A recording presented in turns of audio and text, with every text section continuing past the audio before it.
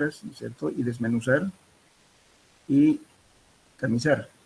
Pero eso se puede hacer cuando pasa menos del 10% de la malla número 10. Pero sin embargo, si pasa más, entonces siempre es aconsejable hacer por el método de vida húmeda o método de lavado, que se llama. En este caso estamos haciendo un ensayo por el método de lavado. Pues aquí tenemos como dato peso seco original, es la muestra que estamos escogiendo, y después, una vez seco, lo lavamos y nos queda 474.5 gramos. Entonces, 500 menos 474.5 gramos, tenemos 25.5 gramos pérdida por lavado. Ahora, lo que vamos a hacer aquí, por ejemplo, estamos utilizando las mallas que siempre uno debe utilizar. Esta graduación, esta cantidad de mallas que tenemos aquí, nos permite clasificar en cualquier sistema de clasificación de suelo. Porque para clasificar un suelo necesitamos saber la granulometría del material. Entonces, en lo posible, siempre hay que tratar de usar esta cantidad de mallas. Bien. Entonces, en el método de lavado lo que se hace es colocar abajo la malla número 200, encima se coloca la malla número 100 y otra puede ser dependiendo de la cantidad de material grueso. Lo que se pretende aquí al lavar es que no dañe, o sea, al lavar estamos desprendiendo todas las partículas que están unidas a veces con partículas más grandes. Entonces al lavar lo estamos separando. Entonces la malla 200 es una malla bastante fina, entonces para eso estamos protegiendo encima con otras mallas de mayor grosor la malla. Entonces normalmente se utiliza la malla 200, se puede colocar la malla número 100 encima de la 200 y encima de la malla número 100 se coloca una malla número 60 y luego se coloca la malla número 40 puede ser, o siempre en la parte superior, si es que tiene grava, se coloca la malla número 4. Sería la 4, 40, 60, 100 y 200. Para lavar, para proteger la malla simplemente. Pues todos los retenidos acumulados lo unimos después y vamos a tener justamente el peso seco después de lavar. Esa es la forma de realizar una granulometría por un método de vía húmeda o método de lavado.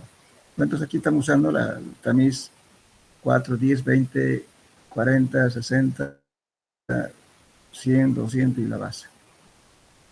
Estas son las aberturas de las mallas en milímetros y nos quitamos el peso retenido acumulado. En la número 4 tenemos 9.10 gramos, en gramos por favor aquí. En la número 10, 44.60 sucesivamente. Entonces en la malla número 200 ya está acumulado 473.20 gramos. Y nuestra muestra, fíjense, aquí tenemos peso seco, 474.5. En cambio, aquí tenemos 473.20. Entonces, esta diferencia entre este valor y esto es la cantidad de material pérdida por lavado, por tamizado. A veces al tamizar se pierde. Entonces, cuando estamos tamizando, solamente se admite el 2% de pérdida. Entonces, esta diferencia de pesos entre el peso seco y el peso retenido acumulado, el total, nos permite determinar cuántos gramos se ha perdido al tamizar. Bien. Una vez determinado el peso retenido acumulado, entonces vamos a calcular el peso retenido en cada tamiz. Bien, entonces, ¿qué simplemente hacer la diferencia entre estos valores? Aquí en la primera malla tenemos 9.10 gramos. Búsquense una calculadora, por favor, y un papel, ¿ya? Por favor, porque vamos a dar ejemplo de dónde salen estos valores. Entonces aquí tengo 9.10, entonces ahora 44.60 menos 9.10 me da 35.50. Estoy calculando la cantidad de pesos retenidos en cada malla, en cada tamiz. 120.20 menos 44.60 me da este valor, 75.60. 252.30 menos 120.30 me da este valor. ¿Me están siguiendo, jóvenes? Sí, ingeniero. Ya. Muy bien, entonces, de ese modo se determina hasta aquí. Lógicamente aquí la base, lógicamente aquí nos da 1.70, lógicamente al lavar, en este caso, ¿no es cierto?, siempre después de lavado todavía hay un poco de material, entonces aquí pasó también 1.70 gramos. Bien, ahora, ¿cómo calculamos el peso retenido en cada tamiz? Aquí aumentenle, por favor. Porcentaje retenido en cada tamiz. Y falta un poquito. Póngale aquí. Peso retenido en cada tamiz.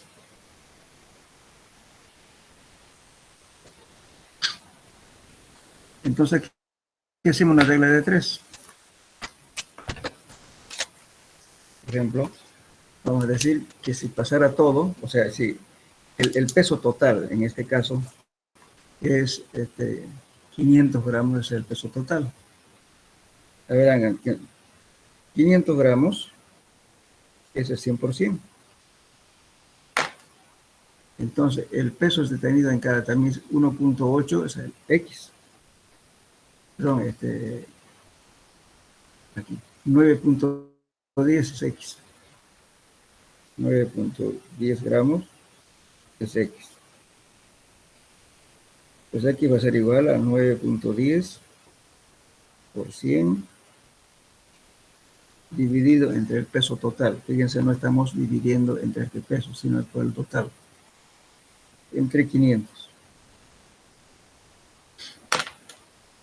¿Cuánto les digo? ¿Verifica aquí o no? Perdón, aquí. 1.8. ¿Cuánto le dan? Igual, todos dan igual, ingeniero. Todo igual, ¿no ve? Entonces es una regla de 3. Para esto lo mismo. 35.5% dividido entre 500. Igual aquí. 132.10 multiplicado por 100 entre 500 le va a dar este valor, sucesivamente. Claro, ¿no? Sí, De ese modo calculan el porcentaje retenido. Muy bien. Ahora calculamos el porcentaje que pasa. Ahora, para eso hacen lo siguiente. Porcentaje que pasa. Va a ser igual a 100. Si pasara todo, pasaría 100, ¿verdad?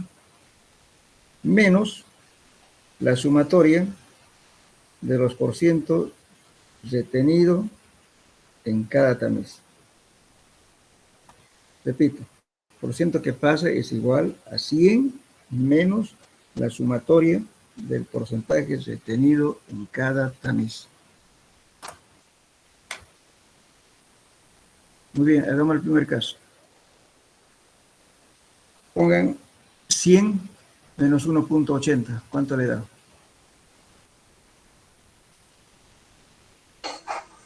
98.2. 20, ¿no es cierto? Ya, ok. Ahora, para sacar esto, ¿qué hacemos?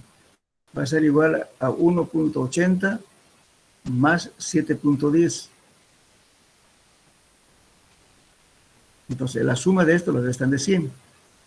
Entonces sería 100 menos 1.80 menos 7.10 le va a dar este valor. Sí. Ya. Ahora, para el otro lo mismo. 1.80, perdón, 100 menos 1.80 menos 7.10 menos 15.10 le va a dar esto, 76.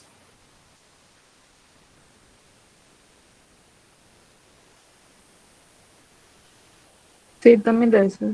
Entonces, esa es la misma secuencia. Entonces, todo hasta el final así. Puede ser que haya fallado aquí los decimales, pero con 2 decimales es suficiente, se puede redondear. Bien, entonces ya tenemos el porcentaje que pasa. Ahora, con este porcentaje que pasa, lógicamente vamos a hacer la gráfica, ¿no es cierto?, utilizando esta escala. Vamos a representar la curva. El porcentaje que pasa en este eje y lógicamente cada tamiz vamos a obtener una curva de este tipo. Cuando se representa la curva en suelos, no se utiliza regla ni escuadra, se utiliza una cercha, porque estos segmentos son a veces parabólicos o elipses, entonces nunca se traza con una escuadra, no son rectos, no son tramos rectos.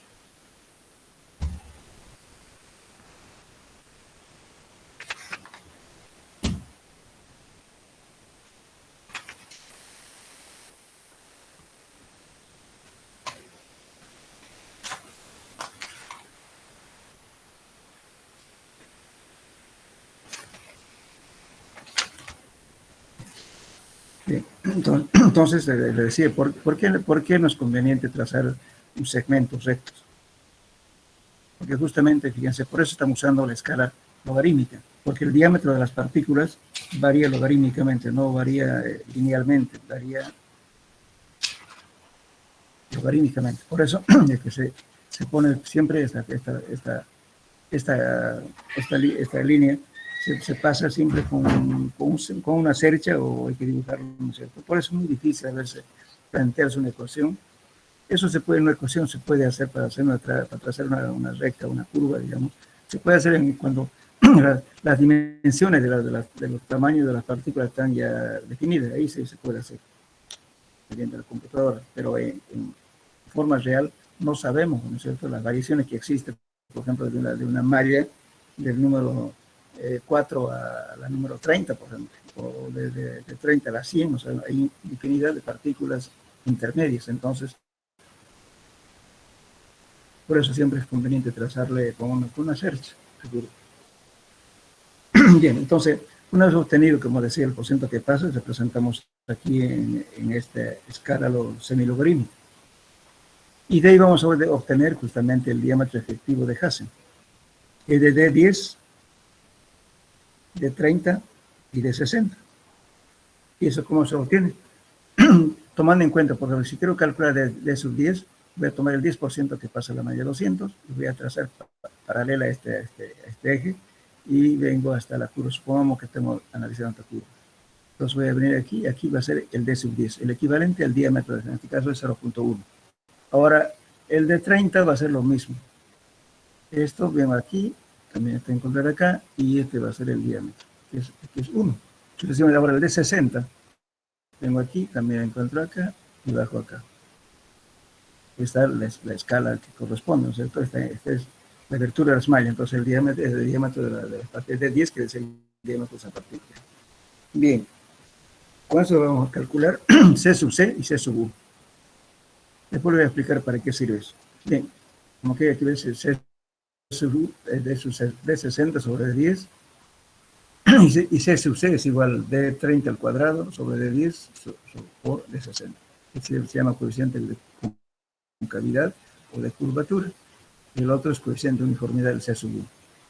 Bien, ahora pero vamos a verificar si realmente estaba bien hecho nuestro repetir. Cuando hay pérdida por tamizado en más del 2%, hay que repetir el ensayo. Pero vamos a verificar aquí. A ver, sumen ustedes y saquen el porciento, ¿no es cierto? Aquí tenemos, la sumatoria total nos da 474.30. ¿Cuánto por ciento nos da aquí? Debería darnos 100, ¿no ven? ¿Cuánto nos da aquí? El porcentaje. ¿Con 500, ingeniero? Sí, con 500. Claro, 500 puede que 100%, y esto ¿cuánto por ciento?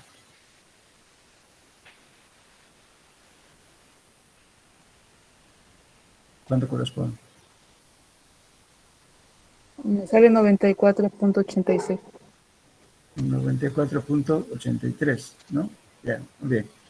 Pero no, entonces no nos da 100, ¿no ven? No. Ahora saquemos la pérdida por lavado. Hagan la regla de 3 con 25.5 sobre el peso total. ¿Cuánto me dijo? ¿90 y cuánto? ¿93? 94.86. 94.86. Ya. Ahora, calcule con el 25, el porcentaje, con respecto a esto.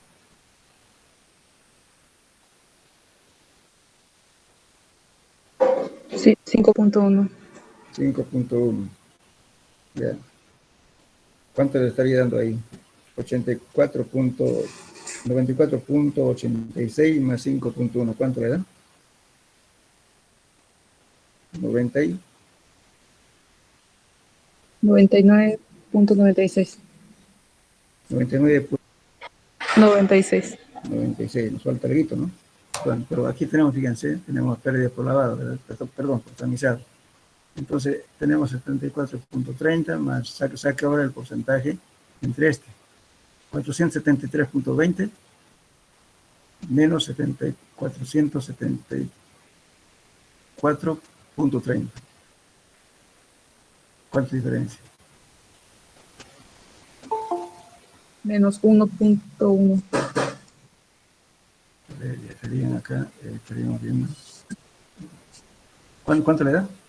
Menos 1.1. Ya, entonces daría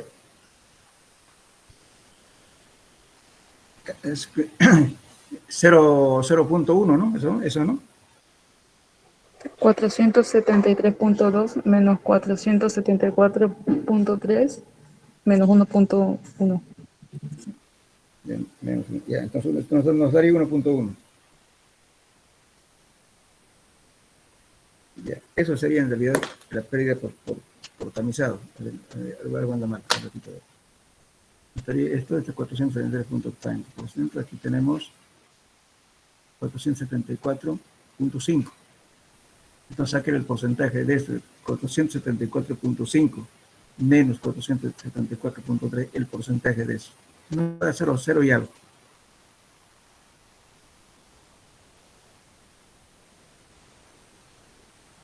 Repito. Es 0.2.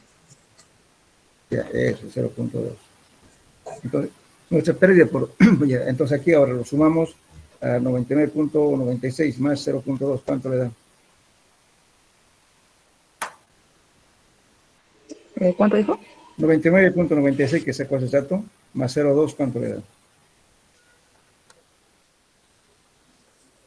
99. 100.16. 99.96 más 0.2 le daría 99.98, ¿Qué pasa de 100? 98, ¿no? O sea, la sumatoria nos daba 94.86 más 5.1 nos da 99.96. Más 0.2, ¿cuánto da? Pero 0.2 era en gramos, no estaba en porcentaje. No, saquen en porcentajes, por favor. ¿Con 500? Sí, sí. Okay. Es mínimo.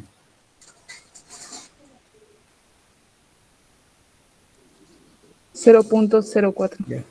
Y lo suma a 99.96. 100%. 100%, ¿cierto?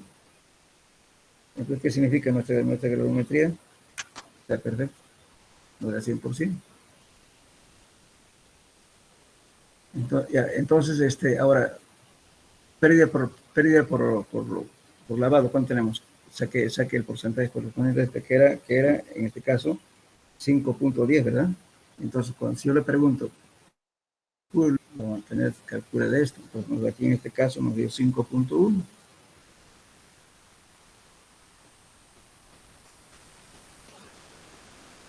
Ya. Entonces, ¿pérdida sí. por lavado es un dato? ¿O hay que saber? ¿Perdón? ¿La pérdida por lavado es un dato? Claro, porque el dato inicial es este, peso total. Pero cuando lo lavamos en la malla número 200, nos quedó solamente 474.5. Entonces, esto menos esto nos da 25.5 gramos. Entonces, esto es por lavado. Ya hemos lavado. Entonces, ya hemos perdido por lavado 5.10. Entonces, estamos en el cálculo justamente con el peso original. Por eso nos dio 94.86 nomás esta cantidad, haciendo la gravimetría. Pero hay que sumárselo lo que ya se perdió a lavar para que sea 100. Bueno, listo, gracias. Esa era la cosa. Bien. Entonces, eso sería la forma, digamos, de hacer la gravimetría, ¿no? Por eso, como recomendación, siempre traten de utilizar estas mallas. Todo el material que queda retenido en la malla número 4 se considera grava. Desde la 4 al número 100 se considera arena. De la 100 a la 200 es limo. Todo material que pasa a la malla 200 es arcilla. Es una clasificación que generalmente, si ustedes se fijan en esta tabla, es así más o menos. De aquí a acá es grava, de aquí a aquí es arena, de aquí finos. Pero no nos está diciendo hasta dónde es el limo. Pero el limo te corresponde que sea hasta 100. Y después todo menor de 100 ya serían arcillas.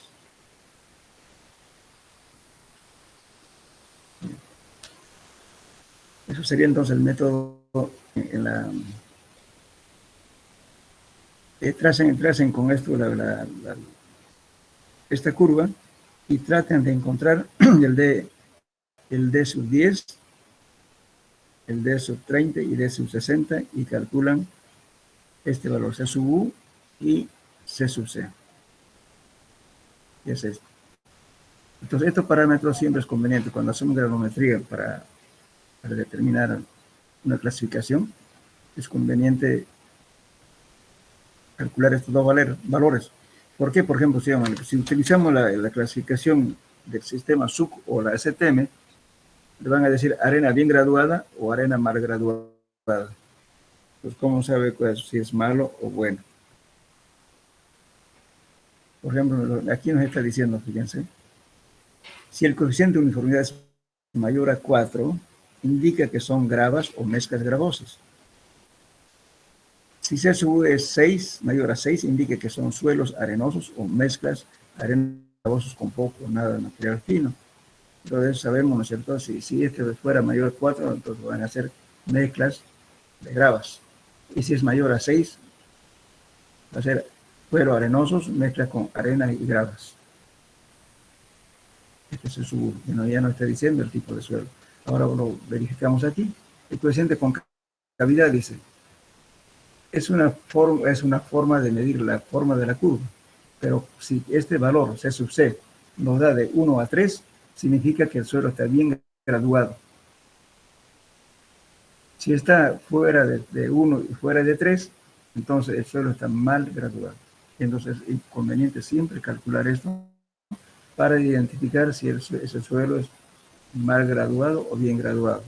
Porque podemos tener también grava mal graduada, grava bien graduada. Cuando entremos en la clasificación vamos a ver eso. Entonces, en granometría siempre traten de utilizar, repito, estas mallas para determinar estos valores. Porque hacemos una curva y de ahí sacamos C sub U y C sub C, que les va a ayudar a clasificar el suelo. Bien. Entonces sería la clasificación, la granometría mediante el método mecánico.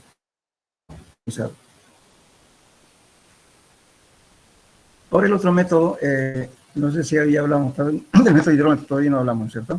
Entonces ahora, otra cosa. Si yo quisiera prolongar una granometría con partículas menores a la malla 200, entonces yo puedo prolongar esta curva, pero para eso necesito hacer ya una granometría mediante otro método que se llama el método de hidrómetro, o también el método de la pipeta o el método de sifoneado. Son 3 métodos que hay. Pero el más usual en nuestro medio es el método de hidrometría, método de hidrómetro. Vamos a ver en qué consiste este método. El método del hidrómetro es el método más conocido para materiales finos. Pero otro método que actualmente se utiliza es el método del sifoneado, que fue propuesto por Raúl Valle Roda. Hay otro que es propuesto justamente por las Fuerzas Armadas Americanas. FAA. Se llama el método de la pipeta. El método de la pipeta es bastante divulgado, por ejemplo, en México. Es basado también en el método de la sedimentación, basado justamente en esta ley de Stokes.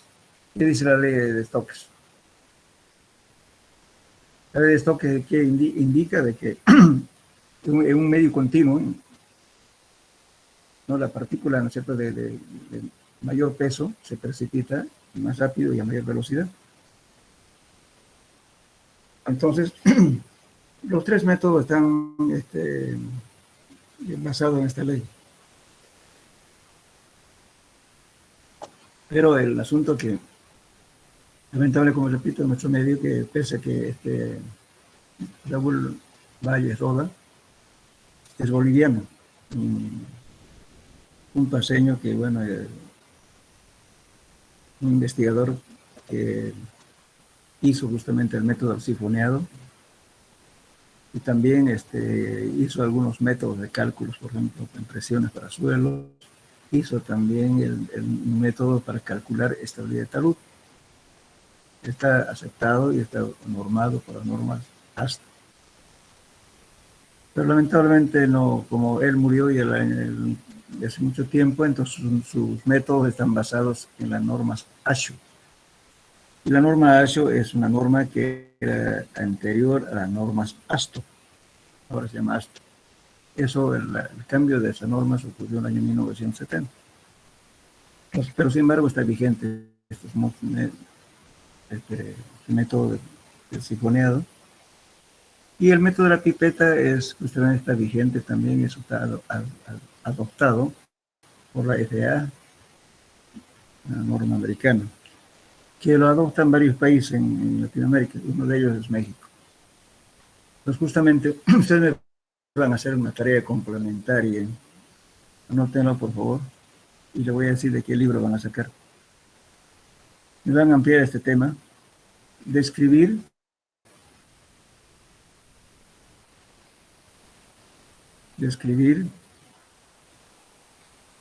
el método de la granulometría utilizando el método del sifoneado.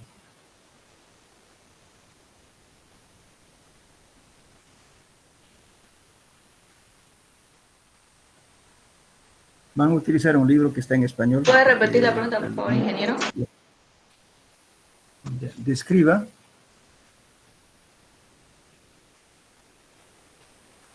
el método de la granulometría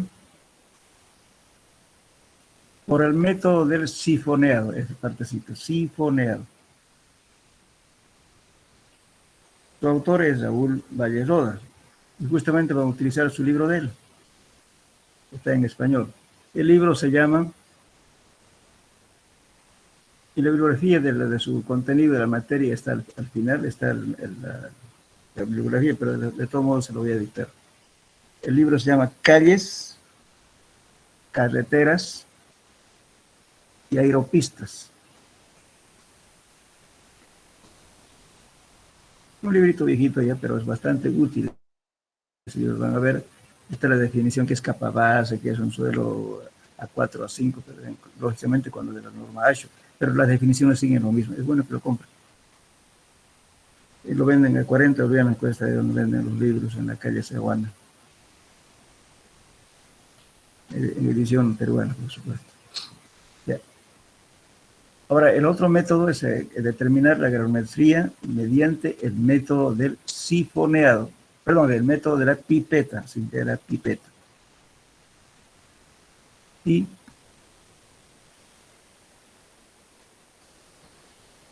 eso lo van a encontrar ya traducido, además con ejemplo, en el libro de Saúl Crespo Villalaz.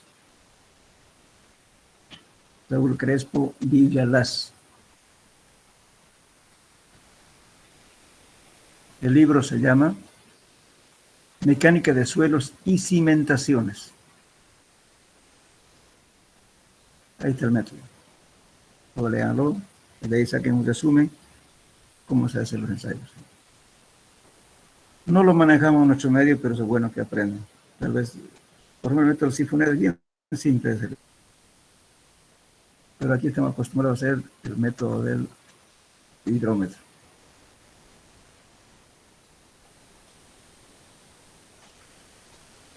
Bien. Entonces decíamos que el método de hidrómetro se basa justamente en lo que dice Stokes, ¿no es cierto?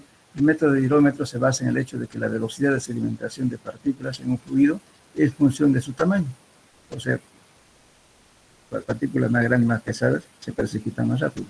Inicialmente este método fue propuesto por Paul Smith en Noruega el año 1926 y luego el señor Boyoukus hizo un cambio en el año 1927 y luego perfeccionada alrededor del año 1935 aproximadamente por Arthur Casagrande. Y este es el método de Arthur Casagrande. Desde entonces no sufrió cambio y seguimos utilizando este método propuesto por Casagrande. Bien. Entonces, lo que hacemos nosotros, ¿no es cierto? Este método se basa fundamentalmente en la ley de Stokes que dice y nos da un diámetro equivalente para partículas menores a la malla número 200. Como decía, podemos sacar partículas mucho menores a la malla 200. Cuando hacemos higrometría común, generalmente ponemos la malla 200, hasta ahí llegamos, pero después más allá, ¿qué pasa? ¿Qué tipo de partículas tenemos? No sabemos.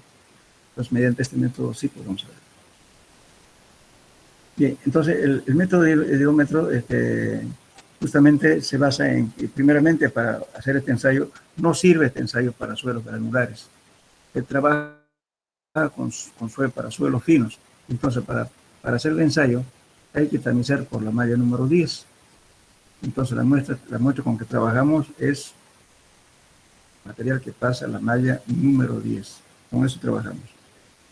Entonces, la muestra preparada, lógicamente, una porción, no es fijo el peso, puede ser 200 gramos, 300 gramos o 100 gramos si quieren.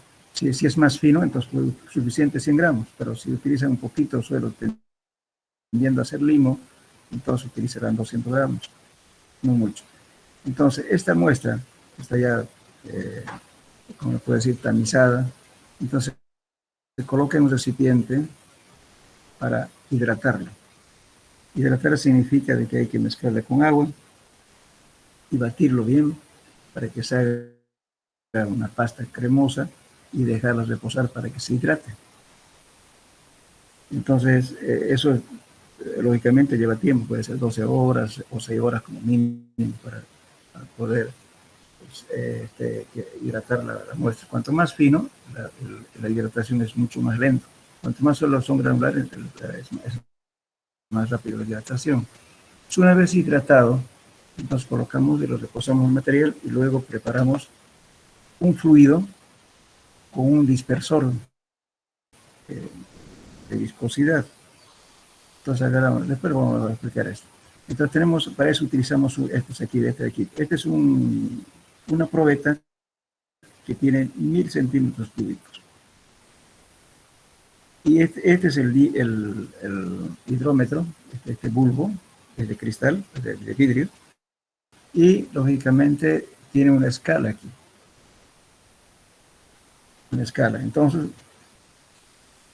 lo que hacemos es lo siguiente: preparamos el fluido, primero está la muestra preparada, luego lo batimos bien con una batidora de jugo si quieren, o si no manualmente, pero hay que batir bien, que esté totalmente mezclada la muestra.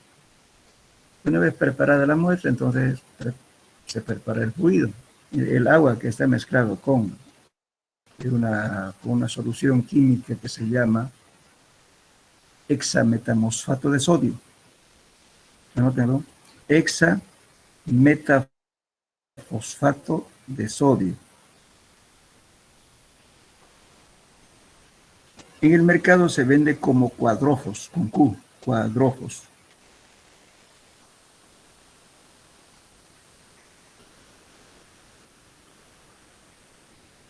¿Anotaron? Hexametamosfato de sodio o cuadrofos, que es el mismo, solamente que el mercado se vende. El otro nombre científico, el otro nombre es nombre comercial, cuadrofos. Eso es lo mejor para hacer este ensayo, eso piden las normas. Pero si no hubiera eso, entonces se utiliza silicato de sodio.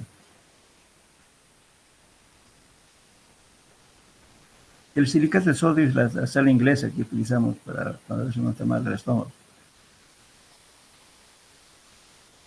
Se prepara una solución, ¿cierto?, con porcentajes que indican las normas en el manual que tengo yo, que está en venta ahí en la fotocopiadora. O si no le piden, le decía una copia del Instituto de Investigación, ahí está la cantidad que se echa, ¿no es cierto?, para hacer la solución.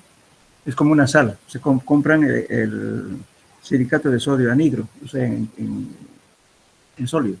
Entonces le van mezclando con el agua y van a preparar con un cierto porcentaje la solución. Agua con silicato, sodio. Y luego, a ese silicato de sodio mejor si le echan unas 3 o 4 gotas de agua oxigenada, eso de curarse, y lo mezcla, hacen una mezcla, una solución. Eso también la agua oxigenada es dispersante, ayuda químicamente a dispersar. ¿Qué significa dispersar? separar las partículas. La arcilla que está unida a las partículas las separa. Totalmente los dispersa. Entonces, esa función tiene justamente este líquido que está con un compuesto químico. Entonces, una vez hecho eso, ¿no es cierto? Ya preparado, ponemos una marca determinada y luego lo echamos la muestra a la probeta. Una vez echada la muestra a la probeta, entonces lo batimos ¿cómo se llama? La muestra con el fluido, tapando justamente aquí con corcho o bien con la palma de la mano durante unos 3 o 4 minutos, dando vueltas a todos lados, que se haga totalmente una mezcla, ¿no es cierto?, el fluido con la muestra. Una vez hecho eso, entonces ponemos hasta la marca de 1 litro, que dice 1000 ml, en este caso, está aquí. Muy bien. En ese, una vez, ¿no es cierto?, tenemos el tiempo con cronómetro, empieza el ensayo. Entonces, cuando colocamos este hidrómetro acá, lógicamente, si el fluido tiene bastante viscosidad, va a flotar. Entonces, esta parte de acá va a estar más arriba. Entonces, conforme se va precipitando las partículas más grandes, entonces, lógicamente, la viscosidad va a ir bajando. Entonces, esa escala lo estamos midiendo en función del tiempo, escala, tiempo, escala, tiempo, escala. Como estamos midiendo, ¿cierto? Cómo va bajando. Entonces, en función de eso, vamos a ir calculando justamente las partículas, el diámetro equivalente a las partículas. Lógicamente que para cuando hacemos el ensayo, la recomendación es que este fluido que estamos usando debe estar a 20 grados centígrados. Entonces, o bien, analíticamente también podemos hacer una corrección por temperatura. Entonces, pero para no hacer eso, si quieren, ¿qué hacen? El agua que sale del suelo en Santa Cruz está aproximadamente 26 grados de temperatura. Entonces se pone en baño María, un recipiente más grande, y se le pone hielo hasta alcanzar, equilibrar la temperatura de 20 grados. En ese caso no necesita hacer corrección por temperatura, el resultado. Ahora, si no quiere hacer eso, entonces hay métodos, justamente ustedes tienen que leer el manual para entender el método, si no, no van a poder hacer el ensayo. Entonces hay una secuencia, ¿no es cierto?, una receta que dice haga esto. Entonces ahí van a saber cómo lo van a corregir por temperatura.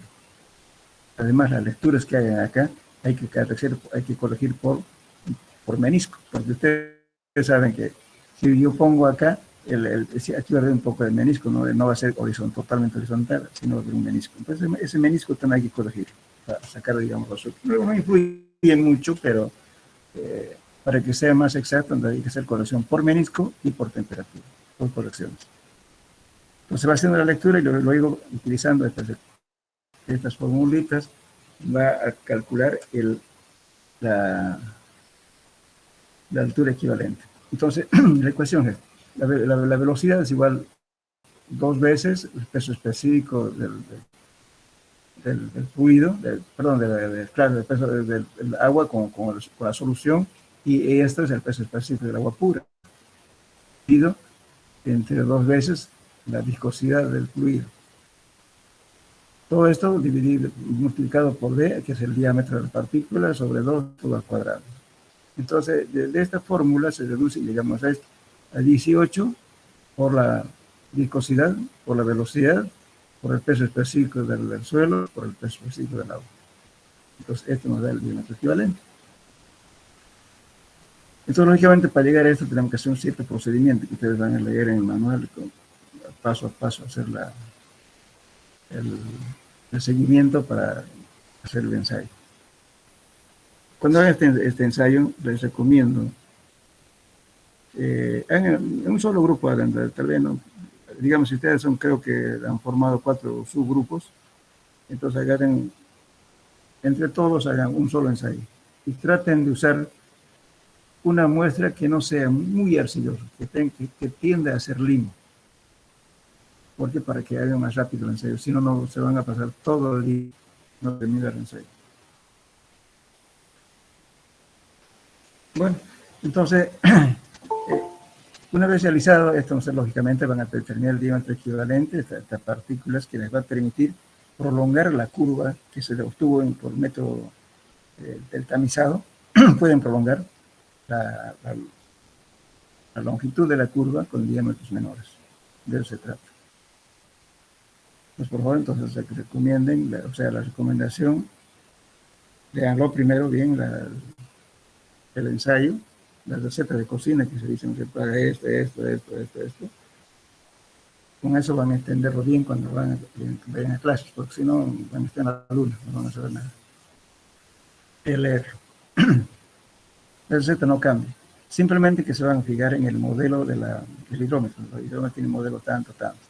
Esta recomendación estaba para el hidrómetro que tenemos en el laboratorio, en el que está en el manual, está para el hidrómetro que existía, no sé ahora cómo de repente han cambiado con los nuevos equipos que han llegado. Pues hay que verificarlo. Entonces, si hacen en grupo, entonces hay que decirle al auxiliar o bien al encargado del laboratorio que le haga algo demostrativo para que lo haga rápido. Porque lamentablemente, como han informado muchos grupos, porque no pueden estar mucha gente en el laboratorio, entonces por esa razón tienen muy poco tiempo, pero háganlo y que ensayen. Bien. Eso sería entonces en cuanto a al hidrómetro. ¿Ya compraron su texto de laboratorio o no? Sí, ingeniero. Ya. ¿Cuál han comprado? ¿El que está donde Elías o yo mandé un manual que publiqué para el Instituto de Investigación? No sé si yo el año pasado se los envié. El de Elías yo lo compré, ingeniero. Ya. De todos modos, yo le voy a mandar el manual. Está es una pequeña corrección que hay que hacer la primera parte, una equivocación de letra. Después está ya, si quieren, pidan una copia, si quieren, está ya en forma de libro. En el Instituto de Investigación de Tecnología tienen un disco. Grábenlo y lo pueden imprimir, tamaño libro, más chico. Está un poquito más amplio que lo que compraron de Elías. Pero igualmente Elías está también tanto suelo 1 y suelo 2. Igual le sirve. Solo que en el otro está en colores, que se por eso. Pero está casi parecido. Poco cambio tiene. De todos modos voy a mandárselo al auxiliar una copia de eso para que se los envíe. Para que quiera sacarlo, lo pueden imprimir. Bien. Eso sería en cuanto entonces a la granulometría. Bien. Continuaremos con otro tema. ¿O tienen preguntas hasta aquí?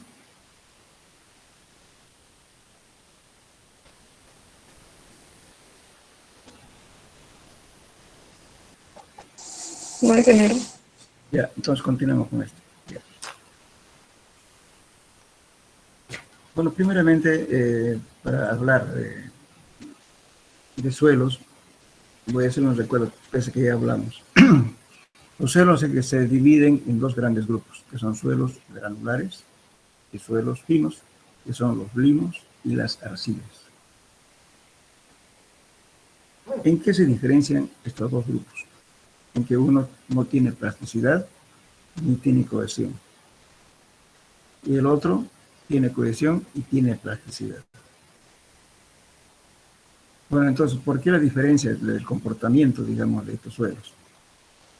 Por ejemplo, si yo agarro en una mano una arena seca, digamos, y le echo agua, y hago una bola, se me va a desmoronar, ¿no es cierto?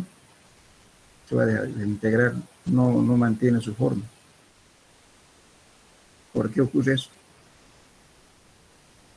En cambio, si yo tengo arcilla seca, en polvo, y le voy a echar agua y le voy a mezclar, le puede dar cualquier forma, ¿no es cierto? Y no se va a desintegrar. Entonces, ¿cuál será la diferencia? ¿Por qué es ese comportamiento diferente de uno con el otro? Es simple. Cuando vimos en la anterior clase, cuando vimos los tipos de agua, ¿no es cierto?, una partícula, resulta que tenemos, en un suelo tenemos el agua higroscópica, que está internamente en el núcleo de la partícula, y tenemos el agua libre que está en los espacios vacíos. Tenemos el agua capilar que sube por los conductos, por los intersticios, ¿no es cierto?, capilares que tiene el suelo, que se llama agua capilar. Tenemos el agua adherida, o agua absorbida con D, de absorción, de pegarse, o agua adherida, si usted quiere llamar. Esa agua adherida es justamente lo que da la propiedad de la plasticidad y la cohesión. Bueno, la suma de todas las aguas se llama agua de constitución. Pero hablemos ahora de agua adherida. Resulta que la partícula de la arcilla, que es negativo y positivo, tiene pues, un dipolo. Y la partícula de agua también es un dipolo, positivo y negativo. Entonces resulta que como la disposición de la arcilla está en signo contrario con respecto al signo de la partícula de agua, entonces se atraen. Entonces, por eso se llama adherida. El agua se adhiere a la partícula sólida, se pega. Ese pegamento, ¿no es cierto?, hace la unión entre dos partículas. Entonces, esa fuerza eléctrica, ¿no es cierto?, de atracción eléctrica molecular, eso es lo que le da la propiedad de la plasticidad y de la cohesión. Si no, entonces no hubiera, la arcilla no se pegaría, no hubiera nada. Entonces, justamente ese fenómeno de la plasticidad que nos da, vamos a medir plasticidad mediante los límites de Atterberg, este tema. Voy a permitir ensayos empíricos para medir qué tipo de plasticidad tiene, plasticidad baja, media o plasticidad alta. Y además nos va a hacer entender el comportamiento del suelo, ¿no es cierto?, cuando está en estado natural, y también permitir corroborar si el suelo es normalmente consolidado o suelo preconsolidado. ¿Qué quiere decir normalmente consolidado? Supongamos que vamos a hacer un estudio de un estrato que se lleva 4 metros de profundidad. Pues digo, bueno, y ese suelo que está es una arcilla, digamos, arcilla, y bueno, entonces un suelo normalmente consolidado, ¿qué quiere decir? Que ese suelo que estamos estudiando nunca en su vida histórica, geológica, soportó sobrecargas mayores a la sobrecarga actual del terreno. Y son 5 metros de altura, estuvo así muchos años, mucho tiempo, entonces nunca se produjo una consolidación por aplicación de mayor carga. Entonces son suelos relativamente blandos, con mucha humedad, etcétera, no sé, pocas resistencias, etcétera. Es un suelo normalmente consolidado. Y el suelo preconsolidado es aquel suelo, de forma que esté a la misma altura, de 5 metros, con arena encima, los 5 metros, digamos, pero antiguamente, ¿no es cierto?, en su vida histórica, ya soportó sobrecargas mucho mayores que la sobrecarga actual que está soportando. Entonces, ese suelo consolidado ya expulsó todo el agua de sus poros y por tanto casi es seco, poca humedad y además resistente, duro. Entonces eso ya terminó de asentarse y expulsar todo el agua de sus poros. Ustedes ven, si no me creen, ven a Torno o vayan un poquito más allá del puente Urubó, saquen un pedazo de arcilla de arriba del río Piraí que está pasando miles de años y van a hacer determinan su humedad, van a ver que está próximo a cero esa capa de arcilla. Es un suelo preconsolidado, seco, y ha pasado agua durante, no sabemos desde qué época.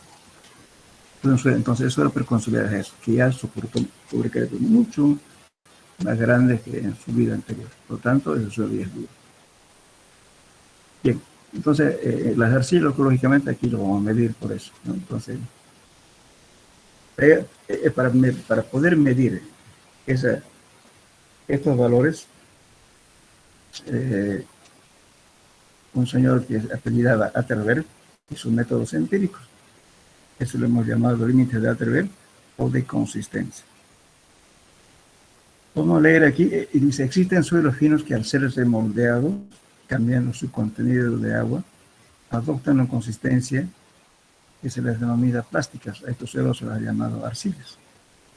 En cambio, los suelos granulares no tienen esta particularidad, por razón no tienen plasticidad, tampoco tienen cohesión.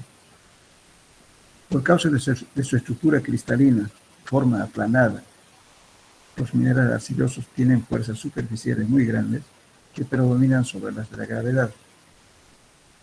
Estas fuerzas superficiales atraen las moléculas de agua hacia las arcillas. Ve aquí como le estaba hablando, eso se llama agua de absorción o agua adherida, si quiere. Y sus propiedades y comportamientos son muy diferentes a los ordinarios, en el caso de las arenas. La arena tiene agua ordinaria, entonces usted la arena la apretan un poco que el agua sale violentamente, ¿no? Entonces no se pega el agua. Entonces el agua viene de agua de absorción, confiere a las arcillas sus propiedades cohesivas y plásticas.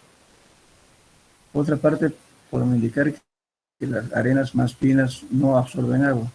De ahí, no, cuando está hablando con D, no estoy hablando con B, no es absorber, sino absorber agua. De ahí su falta de plasticidad y falta de cohesión.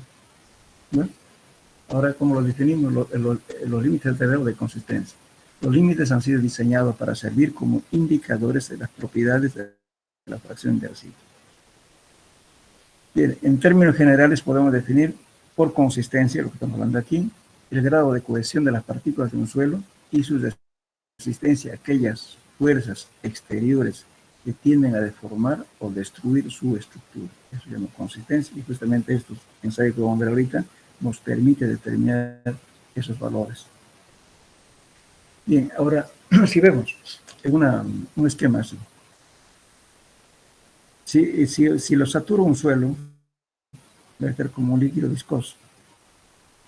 Pero si a ese suelo le voy quitando agua, va a pasar del estado líquido al estado plástico. Entonces, a la frontera que pasa el suelo de un estado líquido al estado plástico se llama límite líquido. Y si el suelo está en estado plástico, le sigo quitando agua, va a pasar al estado semisólido. Este límite que de paso de este estado al otro estado de plástico al semisólido se llama límite plástico. Entonces, este campo entre el estado plástico, ¿no es cierto?, entre el límite líquido y el límite plástico, nos determina el límite plástico. El límite plástico viene a ser la diferencia entre el límite líquido menos el límite plástico. Entonces, por definición, en ningún caso el índice plástico puede ser negativo. Siempre tiene que ser positivo o próximo a cero, pero no negativo. Bueno, entonces, si de este estado semisólido le pasamos al estado sólido, a la humedad, ¿no es cierto? A esta humedad se llama límite de contracción. Pero ¿cómo lo definimos al límite de contracción? El límite de contracción es aquella humedad con el cual el suelo deja de contraerse. No quiere decir que el suelo es totalmente sólido, como dice aquí. Que está semisólido y que está sólido. Pero sin embargo, cuando llego al límite de contracción, yo tengo todavía una cierta humedad, pero el suelo ya no se me contrae. Si ustedes ven la arcilla, en cualquier lugar, y pierde humedad, inmediatamente aparecen grietas, ¿no es cierto? Pero esa grieta no quiere decir que la humedad de ese suelo que ha dejado ya de agrietarse esté completamente seco, sino tiene una cierta humedad. Esa humedad con la cual el suelo cesa de contraerse se llama límite de contracción. Entonces, para nosotros los ingenieros civiles estudiamos más que todo esto. Tres límites: límite líquido, límite plástico y límite de contracción. Ahora en este esquema le estamos viendo, fíjese, aquí tengo un volumen 1, el estado, o sea, el límite líquido, le voy quitando, va a llegar al estado plástico, quitando más agua, va a llegar al límite de contracción. Todo esto justamente estamos midiendo el peso del agua, ¿cierto? Y aquí estamos midiendo el volumen. Entonces va a llegar un punto que el volumen, en este punto, fíjense, el volumen es constante. Pero sin embargo, aquí en el límite de contracción todavía hay humedad, hay agua. Entonces esta agua de acá, aquí es el límite de contracción. Entonces ya en este caso el volumen del suelo ya no va a cambiar aquí. No es que se haya compactado, sino simplemente que esa propiedad de encogerse, de achicarse del agua, del suelo cuando pierde humedad, el arcillo estoy hablando. Entonces llega un momento en que ya no se contrae más, pero aún tiene esa humedad. Esa humedad se llama límite de contracción. Todo es humedad. Esta es humedad, humedad y humedad. Bien, entonces eso sería los límites de Atterberg. Pero en realidad, los límites de Atterberg son 5, nosotros vamos a estudiar 3. Entonces tenemos el límite líquido, 1, límite líquido, límite plástico, límite de contracción, pero hay otros 2 más, que es el límite de cohesión y el límite de pegajosidad. El límite de cohesión es el límite de cohesión es el contenido de humedad con el cual los tesones de suelos son capaces de pegarse unos con otros. O sea, se pegan los tesones. Es más que todo para la agricultura aplicada. Y el límite de pegajosidad, que indica el límite de pegajosidad es el contenido de humedad con el cual el suelo comienza a pegarse a la superficie metálica, ya sea como el arado, la cuchilla, lo que sea, ¿no? Pues, por ejemplo, si vamos a arar una pasando de arriba, entonces no podemos quitar de encima del valor del límite de pegajosidad, entonces no podemos meter el arado porque se va a pegar toda la tierra, se va a pegar en los arados. Entonces es la humedad que se determina en qué momento podemos manejar sin que se pegue el suelo en las cuchillas. Eso es que aquí, como dice, esta condición tiene importancia práctica para el ingeniero agrónomo, ya que se relaciona con la capacidad del suelo para adherirse a las cuchillas o discos de helado cuando se cultiva el suelo. De repente a nosotros nos puede salir alguna vez cuando usamos ramplado, por ejemplo, para desintegrar los tesones, que se ve cuando estamos haciendo pavimentos. Entonces se puede hacer esto. Bien. ¿Está claro hasta aquí, jóvenes? ¿Alguna pregunta?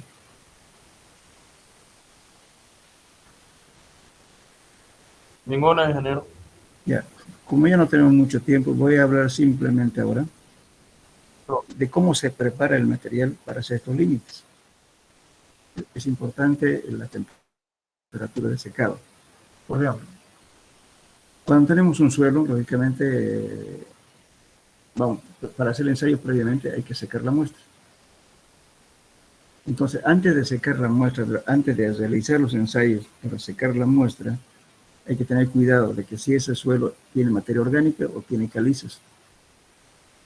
¿Cómo lo detectamos? A simple ojo. Si tiene caliza, puede ser, también puede ser de magnesio, ¿no? Que suelos que tienen bastante contenido de magnesio. Es un color blanquecino. Pero el magnesio no hay mucho problema, pero si es caliza, sí. Cambia sus propiedades de plasticidad cuando se hace el ensayo, cuando se eleva la temperatura a más de 50 o 60 grados. Porque hay que tratar de que el secado de la muestra antes del ensayo tiene que estar a una temperatura menor a 60 grados. Entonces, para probar, ¿no es cierto? Ahora, si es una de materia orgánica, lógicamente va a ser negruzco o color gris. Además, el olor, tanto húmedo, huele a pescado. Entonces, se identifica previamente. Entonces, ya el laboratorista, el técnico, tiene que saber. Si tenemos ese tipo de suelo, entonces hay que tratarlo con cuidado. El secado, antes de hacer los límites, hay que tener cuidado. Ahora, si no puedo identificar, agarro unas gotas de ácido nítrico y le vierto sobre la muestra. Si hay efervescencia, entonces significa que tiene caliza o tiene orgánico. Si no reacciona, entonces totalmente inorgánico. Entonces puedo usar para mis ensayos temperatura hasta 100 grados de temperatura, para secar antes del ensayo. Ahora, si no, tengo que secarlo al horno si quiero, pero a baja temperatura. Puedo secar a 50, 60 grados o al aire libre. Para no distorsionar justamente sus cualidades plásticas. Además, su expansividad también de los suelos, porque los suelos pueden ser, las arcillas pueden ser expansivas, pueden ser dispersivas, y pueden, bueno, ¿cuál es la diferencia, por ejemplo, cuando es expansiva? Significa que cuando coloco una humedad determinada y le incremento humedad, el suelo se hincha, se cambia de volumen. Y el otro caso, ¿no es cierto? Cuando agarro una arcilla con una cierta humedad, parece una arcilla normal, común, y si le vierto agua en exceso, se va a desintegrar, se chorrea eso. Eso se llama dispersión.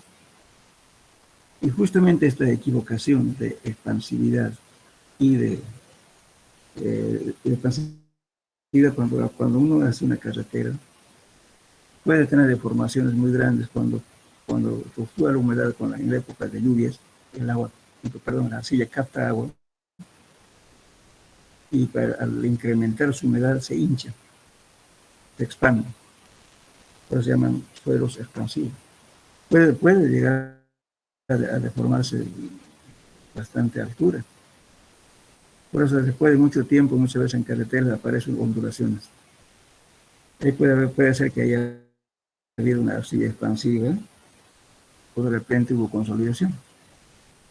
La consolidación es cuando se asienta, cuando pasan las cargas, poco a poco se va deformando. Posiblemente haya manchas, ¿no es cierto?, de suelo, ¿no es cierto?, arcilloso, con otra cualidad y que no fue muy bien tratada. Entonces se va achicando, va disminuyendo su volumen. Otro caso es se va hinchando. Entonces pueden haber esos dos extremos, hinchamiento o asentamiento. Ese asentamiento gradual en función del tiempo se llama consolidación. Y el otro, que se hincha, se llama fuerza de expansión. ¿En qué se mide esos dos deformaciones? Es cuando en suelo 1, perdón, suelo 2.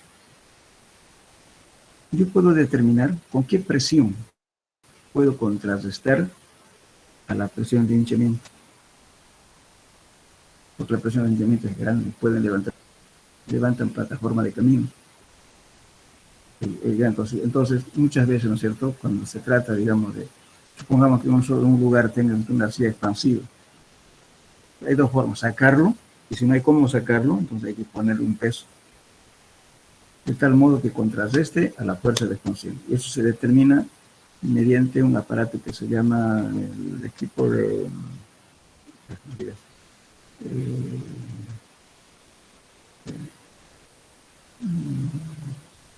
ahorita me acuerdo. En vez de hacer el ensayo de consolidación mediante el edómetro, la consolidación del asentamiento se mide mediante el consolidómetro, también llamado edómetro. En cambio, entonces, ¿qué estamos midiendo? ¿Con qué fuerza, con qué presión se va a deformar, se va a achicar el volumen? En cambio, en el otro, al contrario, ¿con qué presión puedo contrarrestar la presión de hinchamiento?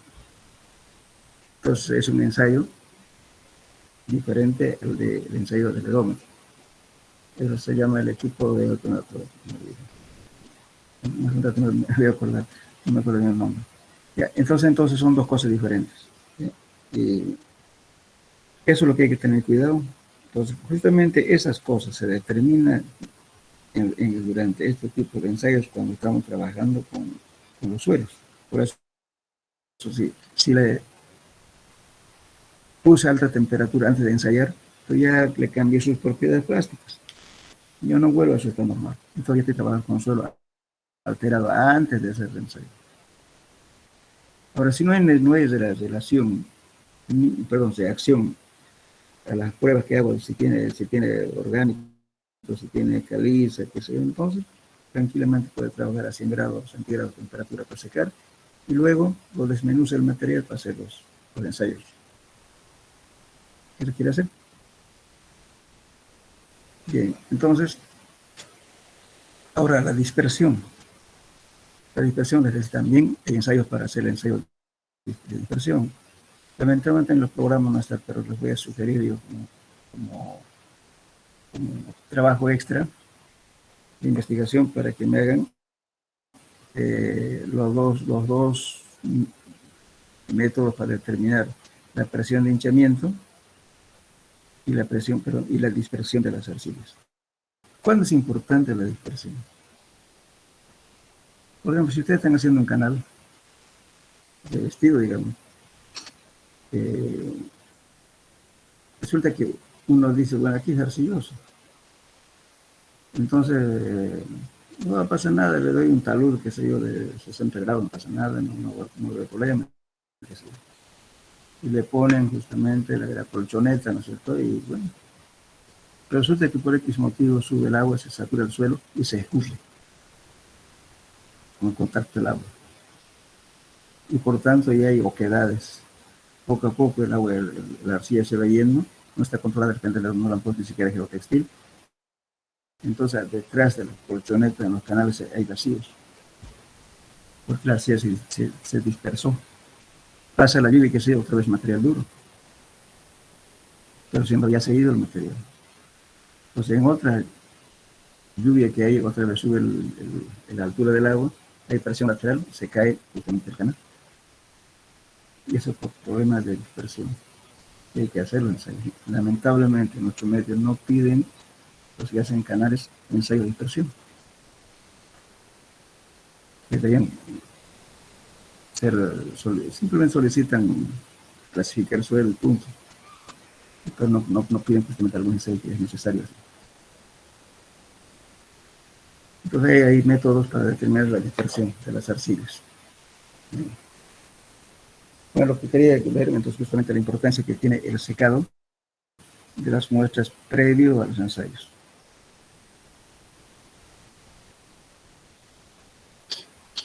Ya, ahora cuando hacemos preparamos las muestras, ¿qué vamos a hacer? Vamos a desmenuzar previamente la muestra seca. Desmenuzar significa no golpear, sino simplemente con un mortero y un mazo que tiene el mortero. ¿Conoce el mortero? No conoce. No estoy hablando de mortero de cemento, ¿no? En el laboratorio. ¿A qué se llama el mortero? Sí, ingeniero. Para triturar material. Exactamente, para triturar el material. Para desmenuzar, no triturar. Desmenuzar.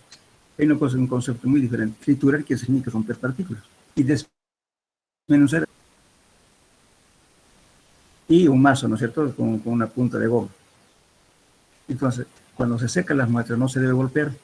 Hay gente cuando son tan duros que agarran un combo y una plancha metálica, no sé, empiezan a golpear, están moviendo pues, las partículas, entonces eso no está alterando la plasticidad de los suelos. Entonces, desmenuzar significa colocar el mortero, echar la muestra. Por eso, al momento de secar la muestra, hay que partirla con la mano en pedacitos para que sean pedacitos chicos. Entonces, eso se agarra con mano, ¿no es cierto? Con el mazo, y se va girando, y hasta que se vaya desmenuzando poco a poco y tamizando en la malla número 40. Todos los ensayos que hacemos para los límites se utiliza el material que pasa en la malla número 40. Entonces 40 vieron lo que sobra, otra vez le ponemos el mortero, sucesivamente vamos desmenuzando poco a poco y tamizando, preparando ese modo del material. Una vez preparado ese material, entonces ponemos en un recipiente y le vertimos agua, la menor cantidad posible. Esa misma preparación sirve para hacer límite líquido, límite plástico y límite de contracción, para los tres. Entonces, ahora, una vez ya mezclado, ¿no es cierto?, para que se hidrate hay que dejarlo reposar por lo menos 6 horas o 12 horas. La norma le dice un poco más horas, pero a veces por el muy del tiempo a veces no espera mucho uno. Entonces hay que esperar siempre lo prudente para que durante el proceso del ensayo el suelo siga absorbiendo humedad, entonces va a dar los datos. Cuando está hidratado significa que la partícula, en su núcleo interno de las partículas ya tiene humedad, eso se llama hidratado. Entonces eso no hace cambio durante el ensayo. Por eso es importante siempre esperar un buen tiempo. Una vez hecho eso, entonces ya lo separamos para una porción para el límite líquido, otra porción para el límite plástico, otra porción para el límite de contracción. 3 muestras. Ponemos recipientes diferentes, los tapamos con un paño húmedo para que no pierda humedad hasta que hagamos otro ensayo. Bien, y con eso empezamos a hacer los ensayos. Bueno, hemos llegado hasta la preparación de la muestra. Ahora, la próxima clase, vamos a ver cómo se determina el límite líquido, el límite plástico y el límite de contracción. ¿Ya? Nos quedamos aquí.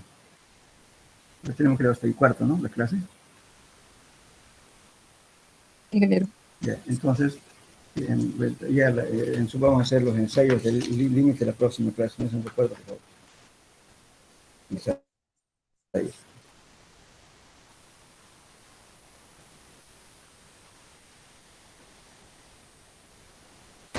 Listo. Entonces quedamos acá, jóvenes. ¿Ya? ¿O alguna pregunta?